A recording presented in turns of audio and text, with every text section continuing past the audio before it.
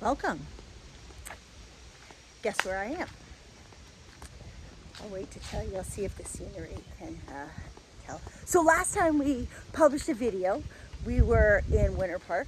We had done a little ski trip with our Icon Pass. We went to Steamboat and Winter Park and Solitude, and it was great. It was so much fun.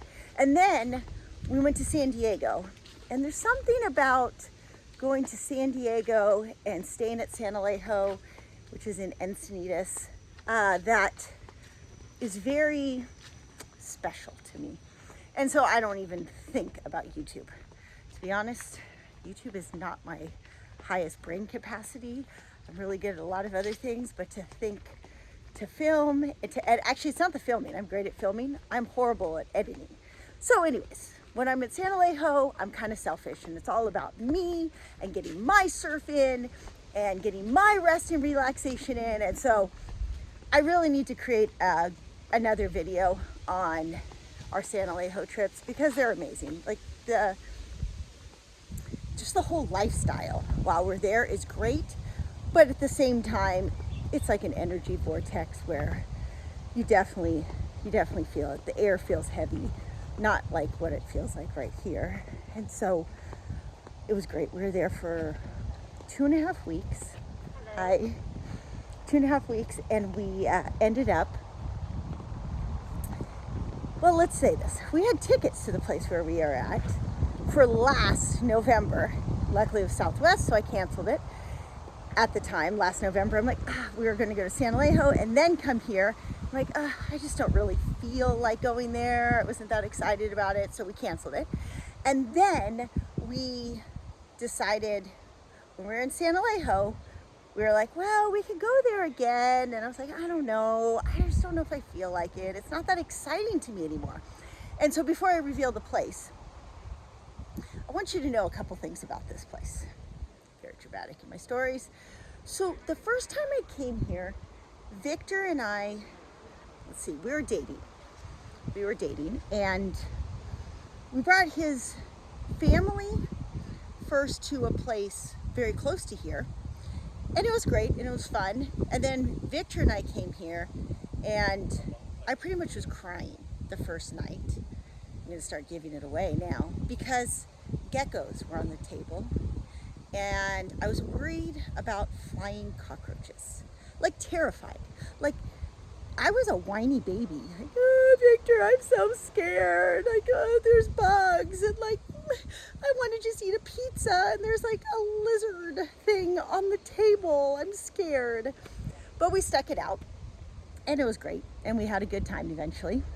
And so here, let me just like spin around and reveal where we are. Can you see those beautiful views? Okay, you can't tell. We're in Kauai. So we went to Kauai, way before we were engaged, and I hated it. But then I kind of loved it. And then we started, Victor proposed to me actually when I was in Maui, because I used to go to Maui as a kid all the time, but it was like luxury. It wasn't like Hawaii is so much more rural. And Maui, where we'd go, it was more like, Lahaina. It's like, it's shopping and eating out. It's not roughing it. It's not jungle. And this feels more like you're in Costa Rica, or it's more tropical. So we had a lot of years where Kauai was like the cornerstone of, let me give you one more view before I start walking, because I can't stand still long. Mosquitoes are gonna start eating me up. So we went to a lot of years when our kids were younger. We only had 1 or 2 kids. Well, probably the first time we went to Kauai, Danny and Gabby were very young. And then, got pregnant again, had another kid. I feel like I was always in Kauai, either pregnant or with a baby, pregnant with a toddler. Like, it was great for our relationship for a long time, because Victor is really, really good at just holding babies, changing diapers, bringing them to me in the middle of the night. That was the foundation of our relationship. It was so easy for both of us to play these roles. My role, pop out another kid. His role, nurture them, right? And so what happened was we got to a point where, Victor had adrenal fatigue in 2009. We come to Kauai right in the middle of his adrenal fatigue, and like, it was hard. He wasn't sleeping like for 48 hours straight. He'd wake up in the middle of the night staring into the kitchen and tell me that there was a person standing in our kitchen. Like, he was hallucinating that he was seeing ghosts. And I'm like, oh man, this was hard. That was really hard. And then we came back that same year, actually. I think it was in August of 2009. And he was way better. He had healed most of the adrenal fatigue. He was like getting clear. He had started healing all that past trauma. And then I remember standing on the beach that year thinking, this is it. Like, this is what my life's gonna be like to come to Kauai for 2 weeks and stand on a beach. Like, it's kind of boring. It's not really what I want. And we came one more time, I think in, years kind of blend together, but 2013, I know we came here. And 2013 was the year that we moved from our house that we had bought. We had bought a beautiful 3,000 square foot house in the suburbs. And we had said, you know what, ditch that, because I'm into RVing. And so I thought, so that year in 2013, when we came to Kauai, that was definitely like the nail in the coffin that I'm like, I don't really want to do this anymore. I do not want to do Kauai. I get island fever. It's kind of boring. I know all the beaches. Like, it's just too slow, too sedentary. And so we decided, I decided that we should stick to RV trips. So we moved to the Cays from our house. We moved to Coronado Cays on the beach. Lifestyle for 2 years of just waking up to surf. And we went to tons of road trips out to the desert. We didn't really camp on the beach anymore after that. But keep in mind, up until there was a point when, first time to Kauai, I was the one who was like, oh my gosh, bugs, they're so freaky. Actually, I gotta just turn around because the views are so cool. It's pretty. So we come to this point in our relationship, in our life. Okay, there's a point to this. If you stick to the end, I'm going to like tie up all these loose ends and share with you some wise words of advice. But we get to this point where, like, there was a point in my hero's journey, in my story, where I'm like, I'm scared of bugs. And then there's a point where we couldn't even come here, where we loved it. We came every year, sometimes twice a year, to Kauai because it was so perfect for the age of our kids. And then we get to a point where I'm like, yeah, this is dumb. I don't want to come here anymore. And so over those years, we started searching for adventure, right? I started searching for adventure. I wanted to find myself. I wanted to see where every dirt road would go. I wanted to see what I was capable of. I wanted challenge. Kauai was not challenge. Obviously, it was challenge at first with geckos and flying cockroaches. And then that kind of went by. And then I need a different challenge. So, point being, we're in Kauai again. And think, wow, why are we in Kauai again? And it's so funny to be here at this time in our journey where we've come, not full circle per se, but where we've lapped a couple themes in our relationship, because a good relationship is about compromise. It's about give and take, and it's about understanding. You kind of have to balance understanding yourself with understanding your spouse. And so we were in San Alejo last week, and it was great. It was a really nice time, but it's a city. Like, you just feel the heaviness of the air. And so I go, Victor, you need to make decisions. Like, you can't just keep saying, I want to do whatever you want to do. Like, come on, you're always grumpy when I pick. What do you want to do? And he's like, well, I want to go to Hawaii. I'm like, fine, we're going to Hawaii. So I booked the tickets to fly out 2 days later, and here we are in Kauai, and I'm so glad. It's beautiful. It's magical. We surfed this morning. We got in not not that late last night, but we got in last night. And we surfed this morning. Victor and Jiraiya surfed, and then Gabby, Jiraiya, and I got in and go down to Honolulu. It's like home in a way. It feels like returning to your sense of self. And I said, if you stick around, you'll understand the point is that it's not always about comfort and ease. It's not always about adventure and extreme. Like, it's just about the story. It's just about the journey.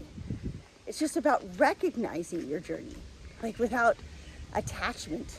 It's not an identity. It's not like, I am an adventure traveler who only does extreme sports, or I am a princess who can't stand geckos and flying cockroaches. It's about the flow. It's about the flex. It's about being resilient and adaptable. That's why I love being a nomad, because we get to change. It's like, by being a nomad, we have built into our life the ability to fly from the seat of our pants if we want, the ability to notice an emotion, a feeling, a desire, and test it. Like, we don't have limitations because of a mortgage. I mean, we have a car payment now. Ironically, our car, that's an insane payment, just sits in storage because we're not even using it right now. But that's okay, right? It doesn't matter. It doesn't matter. You have the option. So it's about giving yourself options so you can experience life. And that's not something that is really encouraged, talked about, acknowledged at all. And what actually prompted me to do this video was the fact that I'm like, oh man, I love our YouTube channel, but I'm not good at video editing. The videos that we do have out, that's because Gabby and Isabel are good at video editing. I don't really like it. I guess that's a story I'm telling myself. I really just don't want to edit videos, but I can record. So I'm like, all right, let's record one. Tell me if you like stories. I can do this all the time. I just assume that part of my channel means that I'm supposed to show you 5 best things to do in Kauai. Well, somebody else has to do that. I'm not good at that one. I'm good at talking though. And we were, on Instagram somebody said, hey, how do you handle the social life for your teens? I know I jumped a lot of hoops there, but how did this video have anything to do with the fact that how do you handle social interactions with your teens? You don't. I don't. I mean, there's maybe brief moments where I feel guilty that, they need more social interaction, but it disappears so fast because I know I'm providing them something so different and so much more valuable. So Jiraiya today, for example, was super happy to go paddle out in the ocean. And I didn't want to paddle out with him at first. So I go, hey, go paddle out yourself, figure it out. And he did. And then he was super happy because he took it upon himself to be like, all right, I'm a little scared to go paddle out by myself, but I'm going to just do it because what else am I going to do? It's basically giving them so much boredom that they're like, okay, well, what else am I going to do? And then Tatiana's sitting on the beach with me. And she said for a second, like, I'm bored. And she grabbed, like these leaves, actually not those kind, but whatever, off the floor, palm fronds, whatever you call it. And she was like, how do I weave a basket? I'm like, I don't know. I've never weaved a basket. I don't know. Figure it out. Okay. And then she did something and it didn't really work. And she kind of looked at me for a second, like, basically like, well, Mom, pay attention to me. Figure it out. I'm like, I don't know how to weave. Like, you figure it out. It's like this battle of, no, you figure it out. No, you figure it out. No, tell me. No, you figure it out. And then like 5 minutes later, she figured it out. She weaved this like cool, wasn't a basket, but she figured it out. And then she was really excited and proud of herself. And at the end of the day, or at the end of the morning, Jiraiya was really proud of himself because he paddled out into the surf, even though he was scared to do it by himself. And Tatiana was proud of herself because she figured something out. Like, that's not the point of keeping our kids trapped in approval from their peers or having a friend group. The point is to provide them an opportunity to discover who they are and to simultaneously challenge themselves so that they can like who they are. It doesn't mean they're always going to be figuring it out or that they're always going to be thinking highly of themselves. Sometimes they're going to be like, oh wow, I'm kind of an idiot. I can't believe I thought this was going to work. But the point is that we're asking the wrong questions. The point is that there's not enough time in our busy lives for any form of self-reflection to question why. Why am I doing this? Like, why am I trapped? And even if you're like, oh man, Kauai, Robin, how can you complain about going to Kauai? Or man, it must be so nice to go to Kauai. Are you questioning then, what kind of fortress have you built around your life that keeps you trapped? Because it's only through, like, we think we're accumulating or acquiring things that protect us and keep us safe or keep us secure or affirm our self-worth, all those things. But the fact is like those could be the thing that's actually taking that away. And we're probably asking ourselves questions that aren't necessarily pushing us to what we really want in life. So my story was just to share how much I value the fact that I've had the opportunity to understand myself and to see how I've changed and to just kind of like appreciate the journey. There's like not right or wrong way.